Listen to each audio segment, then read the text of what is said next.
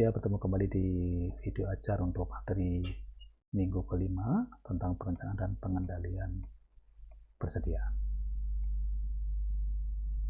Oke, tadi kita sudah mengenal ada karakteristik demand, di mana demand itu bisa bebas satu dengan yang lain, disebut dengan independent demand.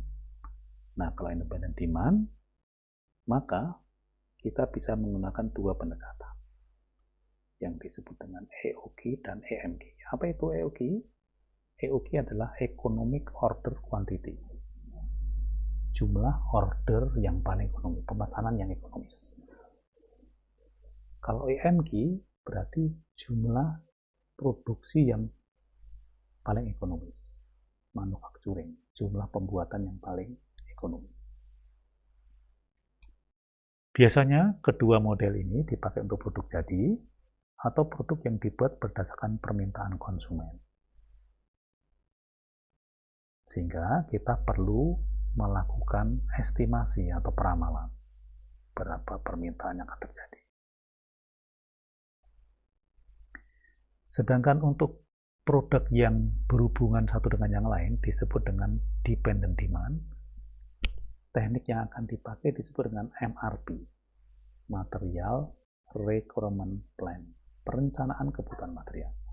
Karena permintaan satu produk tergantung dari permintaan komponen atau produk lain yang ada di atasnya. Disebut dengan demand, dependent demand.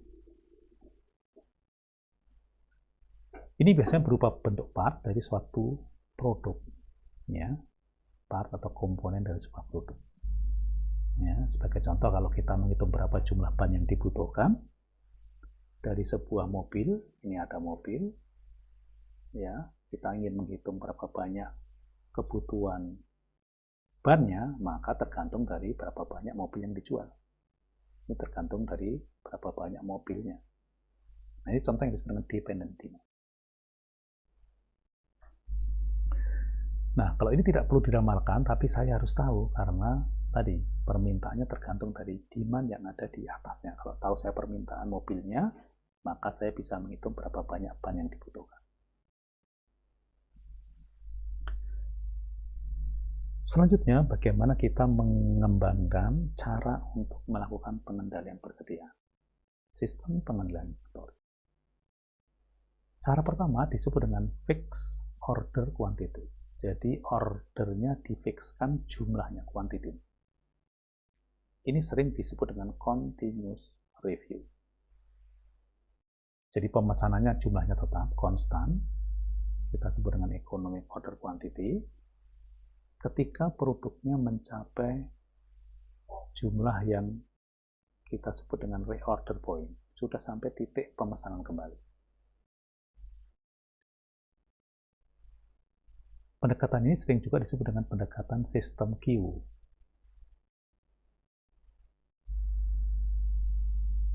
Di sisi yang lain, ada yang menggunakan pendekatan yang disebut dengan fixed time period. Jadi periode waktunya yang fix. Periode waktunya yang fix. Fixed time period. Sering disebut dengan periodic review. Pada sistem ini, pemesanan dilakukan pada periode yang tetap. Setiap periode waktu tetap. Misalkan T. T itu bisa 1 minggu, 1 bulan. Setiap bulan sekali kita pesan. Namun, jumlah pemesanannya tidak tetap. Tergantung selisih antara berapa target maksimum stoknya dikurangi dengan stok saat ini. Itu disebut dengan periodic review. Sistem ini sering disebut dengan sistem P. Bagaimana ilustrasi sistem ini? Kita mulai dari sistem Q. Sistem Q dimulai dari kita ada barang di stok, kemudian ada demand. Ketika demand ada, maka berkuranglah posisi persediaan saya, kita hitung stok saya. Apakah stoknya sudah sampai atau kurang sama dengan batas titik pemesanannya di sini? Kalau tidak, ya sudah, biarin aja, kita kembali melayani demand. Nah, namun ketika posisi stok ini setelah memenuhi demand tadi kurang dari ROP, maka kita melakukan pemesanan. Yes, maka kita melakukan pemesanan. Pesan sebenarnya EOQ. Nah, EOQ ini akan mengisi kembali stok kita. Itu yang namanya sistem Q. Sementara sistem P atau sistem P, ketika ada demand, kita layani terus. Selama stoknya ada, berarti kita layani. Bagaimana kalau stoknya tidak ada? Ya, berarti kita terjadi pilihan apakah menjadi back order atau menjadi loss sales. Nah, gitu. Nah, ketika masa period review-nya tercapai, kita periksa apa sudah sampai jadwal beli belum. Kalau belum, ya sudah dibiarin aja stoknya. Namun ketika sudah sampai, kita tentukan berapa persediaan yang ada di gudang. Setelah itu, kita hitung, tentukan berapa yang harus kita pesan, yaitu sebanyak target maksimum stoknya dikurangi persediaan yang dipunyai. Itu yang kita order. Sebesar Q kita order, kita masukkan lagi ke gudang. Oke, itu yang disebut dengan sistem P. Nah, kita akan bahas di dalam kuliah ini yang disebut dengan nanti sistem Q, yang disebut dengan Economic Order Quantity. Economic Order Quantity. Beberapa asumsinya, yang pertama demand-nya pasti, definisi. Kemudian konstan terhadap jumlah konstan kebutuhannya tiap sepanjang waktunya. Tidak boleh ada kekurangan persediaan. Lead time pemesanannya diketahui dan konstan. Dan penerimaan di barang yang diterima dikali sekaligus, tidak dicicil sekaligus diterima. Nah, ini siklus pemesanan inventory dalam sistem EOQ, ya, Economic Order Quantity. Jadi ada demand, ketika sampai posisi di reorder point, maka kita melakukan pemesanan, ya, order place. Selama lead time, demand tetap kita layanin. Kemudian ketika setelah lead time-nya nyampe, barang diterima sebanyak Q sekaligus. Order isi. Ya, order isi di sini. Oke.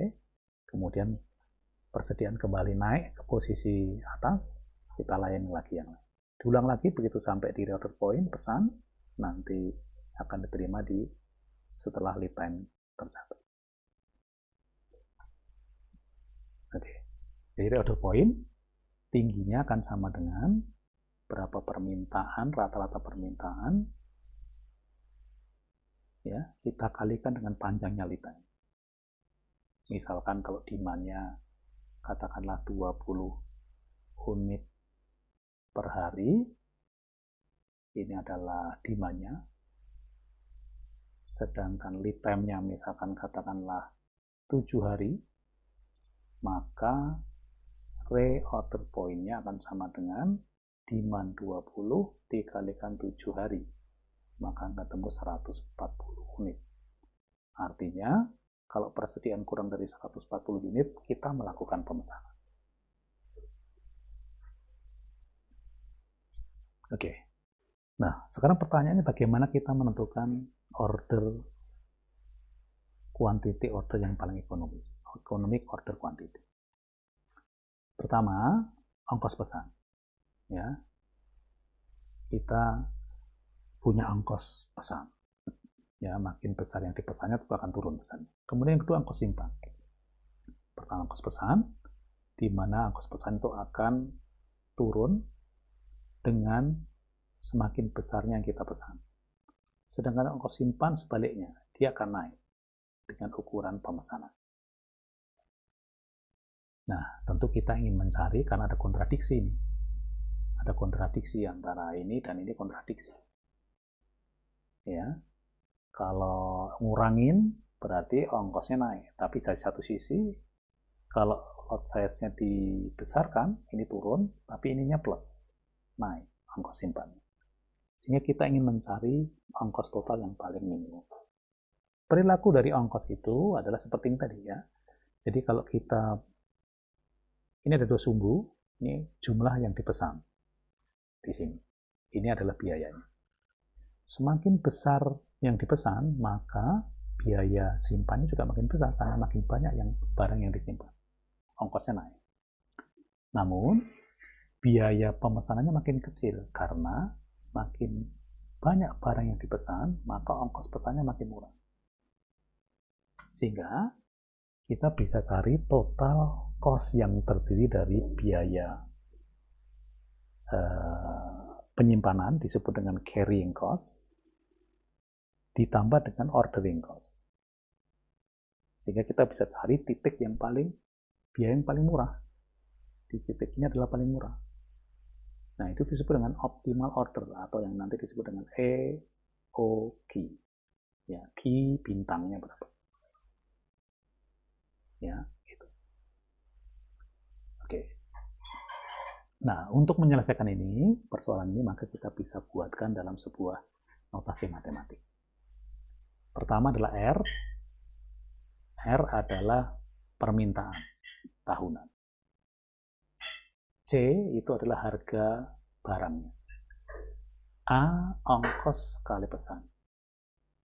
Ya, kemudian ongkos simpan. Ongkos simpan bisa didekati dari berapa I-nya, I itu adalah ongkos simpan persentase dikalikan dengan harga. Kemudian Q itu ukuran pemesanan. I tadi, opportunity cost atau suku pendekatan untuk menghitung ongkos simpan tahunan sebagai persentase dari harga. Sehingga kalau kita lihat, formulasikan tadi, pertama adalah harga beli. Harga beli tergantung dari kebutuhan kita. Berarti demand-nya R, berarti kita kalikan dengan harganya. C kali R. C kali R. Kemudian, berapa banyak kita memesan selama 1 tahun, akan sama dengan berapa kebutuhan kita dibagi dengan ukuran pemesanan kita. Contoh, kalau R-nya misalkan adalah kita membutuhkan dalam 1 tahun itu 200 unit per tahun, sementara kita ngordernya Q-nya adalah misalkan 50 unit, artinya dalam 1 tahun kita memesan 200 dibagi dengan 50, ketemunya 4 kali. Nah, sesuai dengan formula yang ada di sini. Ini R-nya masukin ke sini, Q-nya masukin ke sini, ketemu 4. Jadi frekuensi pemesannya 4 kali setahun. Nah, kalau frekuensi sudah tahu, kita bisa menghitung berapa ongkos pesannya. Sekali pesan, biayanya A, ya sudah, dikalikan dengan A. Biayanya kalikan dengan A. Nah, itu ongkos pesannya. Tadi ini adalah ongkos beli. Selanjutnya, kita hitung inventory rata-rata. Ya, inventory rata-rata tadi, inventory rata-rata itu kita bisa hitung, kalau kita punya gambar ini tadi, setiap kali barangnya datang, maka adalah setinggi Q, nanti akan turun habis, datang lagi, Q, datang lagi, ya gitu ya. Nah, sehingga ongkos inventory rata-ratanya adalah Q per 2 di titik garis tengah sini. Ini adalah Q per 2. Kalau ongkos simpannya berarti dikalikan dengan H-nya berapa? Kalikan H, dapatlah ongkos simpannya. Ya, sehingga total biayanya akan diperoleh. 1 adalah ongkos pembelian CR ditambah ongkos pesan yang ini ditambah dengan ongkos simpan. Ada 3 ongkos. Pertanyaannya, bagaimana kita mencari ukuran pemesanan Q yang paling ekonomis? Artinya mencari Q supaya total cost-nya paling minimum, supaya ini minimum. Dengan menggunakan pendekatan kalkulus, kita bisa mencari. Jadi total cost tadi, kalau kita ingin minimasi, kita ingin minimumkan,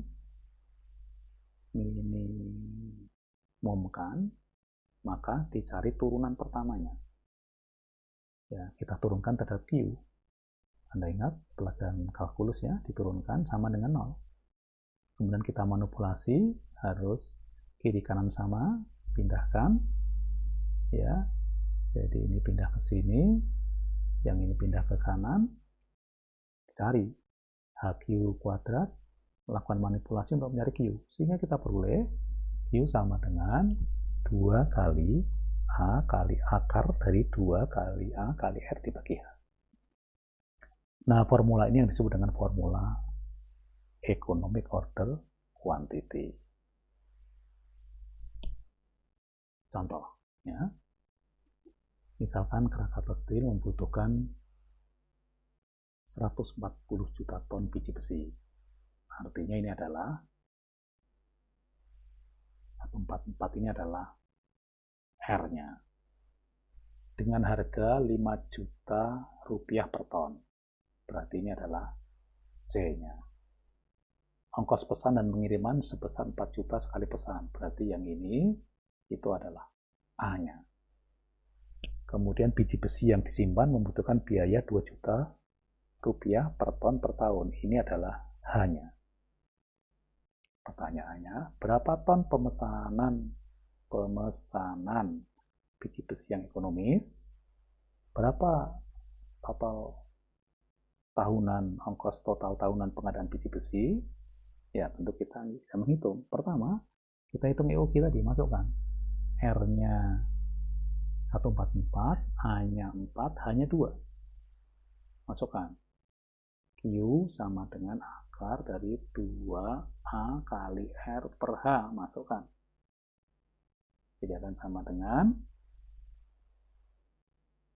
ya, ini tadi R-nya 4, H-nya masukin 4, H-nya 2 masukin ke bawah, dapatlah 24 ton.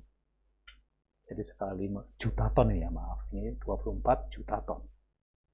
Ini harus ada juta. Jadi sekali pesen 24 juta ton. Oke, berapa total biaya tahunan pengadaan biji besi ini? Ya, tinggal dikalikan ya, sesuai dengan cost-nya tadi.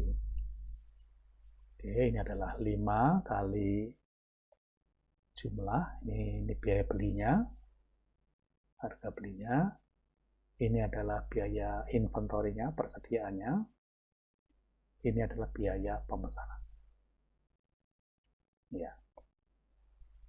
Sehingga total didapatkan 768 triliun.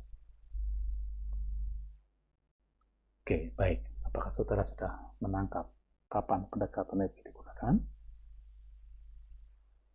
Kemudian bagaimana menghitungnya? Ya, silakan dicoba nanti